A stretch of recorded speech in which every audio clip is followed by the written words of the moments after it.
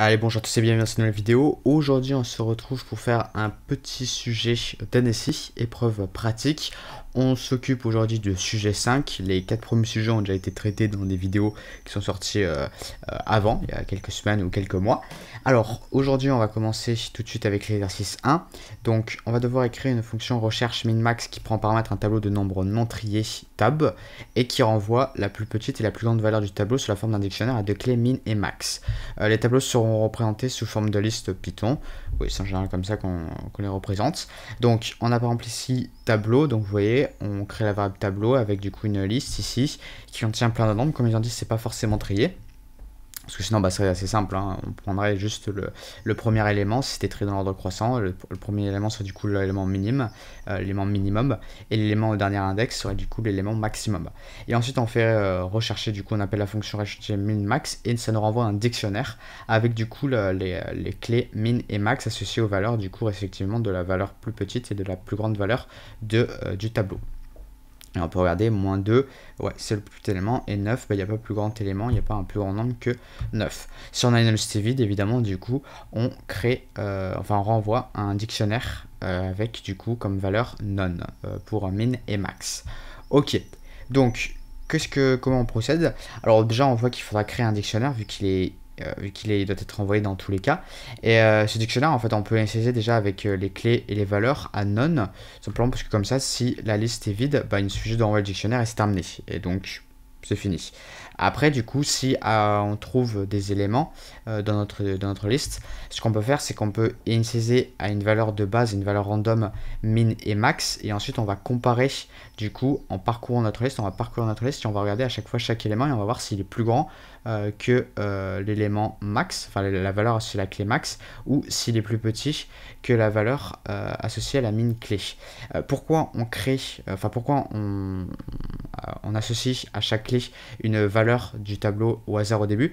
Simplement parce que on aura créé auparavant un dictionnaire avec les valeurs non. Donc du coup, c'est peut-être pas une bonne idée de comparer du coup des nombres avec none, parce que ça ne se compare pas vraiment en fait. Donc voilà, ça risque de poser une erreur. Ok, donc du coup, voici comment faire. Donc juste copier ça. On va faire def, rechercher min-max tableau. Et donc, du coup, on a notre fonction donc qui prend un paramètre tableau. Alors non, normalement c'est prend en paramètre un tableau de nombre non trié tab. Ok, donc c'est pas tableau, c'est tab, tout simplement. Comme ceci. Donc, on a déjà ça, et on doit ensuite envoyer la plus petite et la plus grande valeur. Bon, ok, donc ensuite, ça va. Je vérifie juste qu'on ne se trompe pas sur les termes. Et alors, normalement, il y a marqué ici recherche min-max avec un R majuscule, et là, c'est un R minuscule, et là aussi. Bon, on va faire comme dans l'énoncé, on va mettre R majuscule. Ok, bon, c'est juste un petit détail, mais c'est voilà, pour essayer de respecter un petit peu. Ok, donc ensuite, on va créer dans le dictionnaire, donc on va appeler, je pense, résultat. Comme ci, donc un dictionnaire, voilà comment ça se crée. Donc on va créer la clé min, on va y associer la valeur none, on va créer la valeur max, donc hop, à none. Donc toujours entre string, les clés, enfin c'est pas forcément entre string, mais c'est entre apostrophes, c'est pas forcément parce que c'est pas forcément des strings, mais là dans notre cas ici, ça en est. Ok. Ensuite, ce qu'on va faire, c'est qu'on va faire si la longueur du tableau égale à 0, donc c'est-à-dire qu'on fait une comparaison, alors on renvoie tout simplement résultat. Parce qu'il n'y a rien à faire d'autre, hein, c'est fini.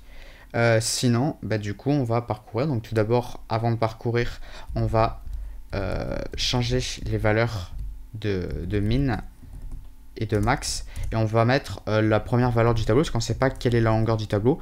Mais vu qu'on a regardé si la longueur du tableau est égale à 0, et si c'est pas le cas, si on est ici, ça veut dire que du coup, la longueur du tableau est au moins égale à 1. Voilà, donc comme ça, on n'aura pas de souci. Donc on initialise du coup les valeurs min et max en prenant la première valeur du tableau. Ok. Ensuite, ce qu'on va faire, c'est qu'on va faire for i in range, ou même pas, on va directement itérer à travers le tableau tout de suite. Donc, on va faire for i in tab, ou par exemple for num in tab. Si on trouve un numéro qui est inférieur à la valeur associée du coup à la clé min. Bon, du coup, ça veut dire qu'il faut remplacer la valeur associée à la clé min par num. Et sinon, si on a num qui est supérieur à résultat max, enfin la valeur associée à max, à la clé max, alors du coup, on fait résultat max égale à max, comme ceci. Et à la fin de notre boucle, on fait return tab. Voilà, comme ceci. Donc, on va tester notre tableau, notre fonction sur un tableau. On va faire résultat, donc hop, enfin recherche. Ensuite, on va faire tableau. Et on va prendre les valeurs qui sont qui sont données en exemple. Ça permet de vérifier en même temps notre fonction. Hop, comme ceci.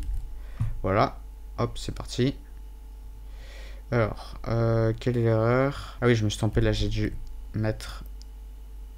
Je devais mettre num, on va réessayer. Ok. Et je me suis trompé aussi ici, il faut renvoyer résultat. Hop, voilà. Donc du coup on a max 9 et min égale à moins 2. Bon, c'est pas le même ordre que eux, mais c'est pas important. De toute façon, je crois que Python il fait un peu comme il en vient pour pouvoir afficher pour l'ordre d'affichage. Et on va essayer avec une liste vide. Hop, comme ceci. Et là vous voyez qu'on a none comme c'était demandé ici et ici. Donc ça c'est super. Ouais, donc là on a du coup notre code qui est opérationnel. Donc on récapitule. Donc on a la fonction recherche min-max avec un paramètre tab qui est un tableau, une liste Python. On crée ensuite un dictionnaire résultat dans tous les cas. Donc on le fait au tout début, peu importe comment est le tableau. Ensuite du coup on l'associe à la clé non et à la clé max la valeur non. Si la longueur du tableau est égale à 0, alors on renvoie résultat. Donc c'est un dictionnaire avec juste min et max qui ont comme valeur associée de non. Sinon ça veut dire que notre tableau alors du coup contient des valeurs, il en contient au moins une. Donc du coup on va donner la valeur pour min et max, la valeur qui se trouve à l'index 0.